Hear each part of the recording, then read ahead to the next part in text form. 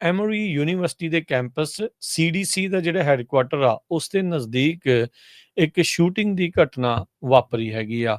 Georgia ਦੇ ਵਿੱਚ ਇਹ ਸਾਰਾ ਕੁਛ ਵਾਪਰਿਆ ਆ। ਅਟਲਾਂਟਾ ਪੁਲਿਸ ਡਿਪਾਰਟਮੈਂਟ ਨੇ ਜਿਹੜਾ ਉਹ ਦੱਸਿਆ ਵੀ ਜਿਸ ਬੰਦੇ ਨੇ ਉੱਥੇ ਗੋਲੀਆਂ ਜਿਹੜੀਆਂ ਉਹ ਚਲਾਈਆਂ ਆ, ਉਹ ਵੀ ਸ਼ੂਟਿੰਗ ਦੇ ਵਿੱਚ ਖੁਦ ਮਾਰਿਆ ਗਿਆ ਆ। ਉਹ ਇਸ ਮੌਕੇ ਡੈਡ ਹੈਗਾ ਆ।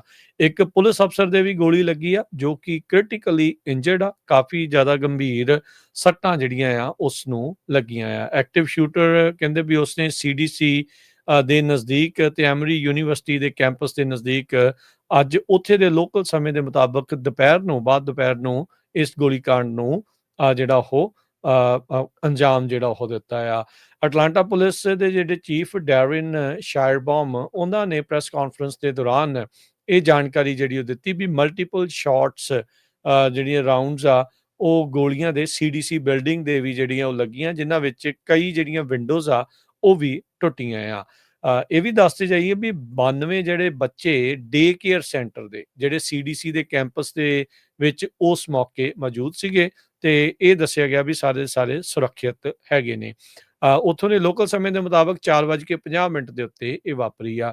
ਡੀ ਕਾਲਬ ਕਾਉਂਟੀ ਪੈਂਦੀ ਆ, ਜਿਸ ਦੇ ਵਿੱਚ ਇਹ ਗੋਲੀकांड ਵਾਪਰਿਆ, ਤੇ ਉੱਥੋਂ ਕਾਉਂਟੀ ਦੇ ਜਿਹੜੇ ਪੁਲਿਸ ਆਫਿਸਰ ਆ, ਉਹਨਾਂ ਨੇ ਇਸ ਸਸਪੈਕਟ ਨੂੰ ਲੋਕੇਟ ਕੀਤਾ, ਜੋ ਕਿ ਐਮਰੀ ਪੁਆਇੰਟ ਸੀਵੀਐਸ ਫਾਰਮੇਸੀ ਜਿਹੜੀ ਅਕ੍ਰੋਸ ਦਾ ਸਟਰੀਟ ਸੀ ਸੀਡੀਸੀ ਬਿਲਡਿੰਗ ਦੇ, ਉੱਥੇ ਮੌਜੂਦ ਸੀਗਾ। ਅੰਗੇਜ ਕੀਤਾ ਉਸ ਨੂੰ। ਗਨ ਫਾਇਰ ਜਿਹੜੀ ਹੋਈ, ਪੁਲਿਸ ਦੇ ਵੀ ਅਫਸਰ ਦੇ ਵੀ ਜਿਹੜੀ ਗੋਲੀ ਲੱਗੀ, ਤੇ ਬਾਅਦ ਦੇ ਵਿੱਚ ਇਸ ਨੂੰ ਵੀ ਉੱਥੇ ਢੇਰ ਕਰ ਦਿੱਤਾ ਗਿਆ। 4 ਜਣੇ ਇਸ ਟਾਈਮ ਨਜ਼ਦੀਕੀ ਹਸਪਤਾਲ ਦੇ ਵਿੱਚ ਸਟ੍ਰੈਸ ਐਂਜ਼ਾਈਟੀ ਰਿਲੇਟਡ ਕਾਰਨਾਂ ਕਰਕੇ ਜਿਹੜੇ ਆ ਉਹਨਾਂ ਨੂੰ ਹਸਪਤਾਲ ਦੇ ਵਿੱਚ ਭਰਤੀ ਕਰਵਾਇਆ ਗਿਆ ਹੈਗਾ। ਕਹਿੰਦੇ ਵੀ ਜਿੱਦਾਂ ਸ਼ੂਟਿੰਗ ਰਿਪੋਰਟ ਹੋਈ ਸੀ, ਸ਼ੈਲਟਰ ਇਨ ਪਲੇਸ ਆਰਡਰ ਕੀਤਾ ਗਿਆ ਸੀ। ਰਨ, ਹਾਈਡ, ਫਾਈਟ, ਅਵੋਇਡ ਦਾ ਏਰੀਆ। ਯੂਨੀਵਰਸਿਟੀ ਨੇ ਇੱਕ ਅਲਰਟ ਦੇ ਵਿੱਚ ਸਾਰਿਆਂ ਨੂੰ ਸੂਚਨਾ ਦਿੱਤੀ ਆ। ਜਾਰਜੀਆ ਦੇ ਗਵਰਨਰ ਬ੍ਰਾਇਨ ਕੈਂਪ ਨੇ ਫਿਰ ਜਿਹੜੀ ਆ ਸਟੇਟਮੈਂਟ ਦੇ ਜਾਰੀ ਕੀਤੀ ਐਕਸ ਦੇ ਉੱਤੇ।